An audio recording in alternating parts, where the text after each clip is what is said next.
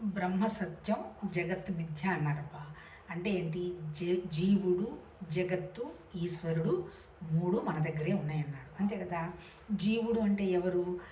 ఇప్పుడు మనం జీవుళ్ళం అంటే ఏంటి? మనకి ఎంతసేపటికి ఏంటి? జగత్తును చూసి జగత్తు సత్యం అనుకుంటున్నాం. అంతే కదా. జగత్ అంటే ఏంటి?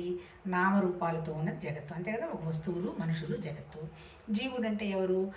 మన దగ్గర ఇంద్రియాలు ఉన్నాయి, ఒక దగ్గర మనసు ఉంది. ఇది మంచిదా, అది మంచిదా అని 24 గంటలు అటు ఇటు పరుగులు పెట్టి ఉండేటువంటి, నిజం చెప్పాలంటే జీవుడు అంటే స్వార్థపరుడు. అంతే. నువ్వు దేన్ని సృష్టించుకున్నా స్వార్థాన్ని దాటి పిసరంత కూడా ఎవరు ఏమీ సృష్టించుకోలే.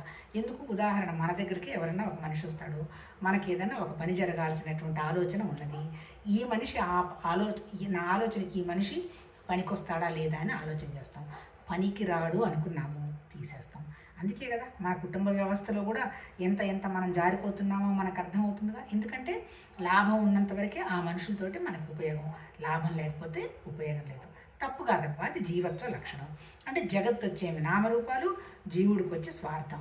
కొంచెం ఇప్పుడు ఏంటి, నామరూపాలే కదా ప్రపంచం అని కొంచెం దాన్ని వదిలేసి ఈ జీవుడు స్వార్థాన్ని కనుక వదిలేస్తే వీడు ఉండేటువంటి స్థితి ఏంటి? ఈశ్వరుడు అన్నాడు. ఈశ్వరుడు అంటే ఏంటి? ఒక దైవత్వంతో ఉన్నవాళ్ళు. అంటే ఏంటి? మనం జీవత్వం నుంచి చిన్నగా ఎక్కడికి చేరాలి? దైవత్వానికి చేరాలి. అంటే ఈ చివరికి ఆ దైవత్వానికి దైవత్వానికి చేరడానికి కానీ మా ప్రపంచాన్ని చూడటానికి కానీ మన దగ్గర ఉన్నది ఏంటి? మన మనసే. అంటే ఇప్పుడు మన మనసు భౌతికంగా లాగుతున్న కొద్దీ వస్తువులు, మనుషులు, మన ఇంద్రియాలు, మన కోరికలు, మన ఎంజాయ్మెంటు అలానే పరిగెడుతూ ఉంటాం. కాకపోతే ఏం చెప్పారు మన ఋషులు? మన తత్వం గురించి మనం తెలుసుకున్న దాకా సుఖంగా ఉన్నాం అనుకుంటాం, కానీ సుఖం అనేదే లేదు అంటాడు. ఎందుకు? శాంతి లేకపోతే సుఖము లేదు, సంతోషం లేదు. శాంతి ఎప్పుడు వస్తుంది? నువ్వు పెంచుకునేటువంటి నీ దైవత్వ లక్షణాల వల్ల శాంతి వస్తుంది. ఎవరైనా అబ్జర్వ్ చేసి చూసుకోండి, లేకపోతే లేదు. ఎక్కడైనా మనకి భగవద్గీతలో 12వ చాప్టర్లో కూడా అదే చెప్తున్నాడు. నాకు భక్తుడంటే ఎవరు?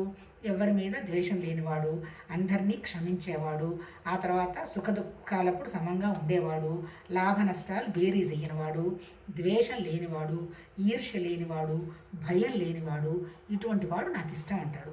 అంటే ఈ లక్షణాలన్నీ ఎవరి దగ్గర ఉంటాయి? అల్టిమేట్గా దైవత్వం దగ్గర ఉండేటువంటి లక్షణాలే ఉంటాయి.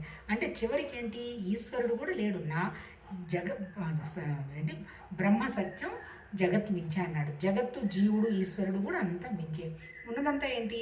ఒకే ఒక శక్తి, నిరాకారమైనటువంటి పరమాత్మతత్వ శక్తి.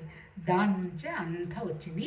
మనం కూడా అందులో భాగం అనేటువంటి విషయాన్ని గ్రహించి ఎక్కడ చూస్తున్నా, ఏం చూస్తున్నా ఉన్నదంతా ఒకే ఒక తత్వం అని కనుక మనం చూడగలిగినప్పుడు అన్ని భేదాలు పోతాయి, కోరికలు పోతాయి. అంతే కదా. భగవతత్వం అనేది హయ్యెస్ట్ ఇష్యూ ఉంటే